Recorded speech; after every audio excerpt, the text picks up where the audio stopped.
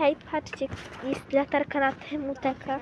Moja mama powiedziała, że kupuje, ale też widziałam ją za 0 złotych. Jest taka odległość, że hej, patrzcie. Dobra, ja już nie mogę, bo jest noc, ale mieszka jak się naświeci na niebo, to tak ładnie wygląda.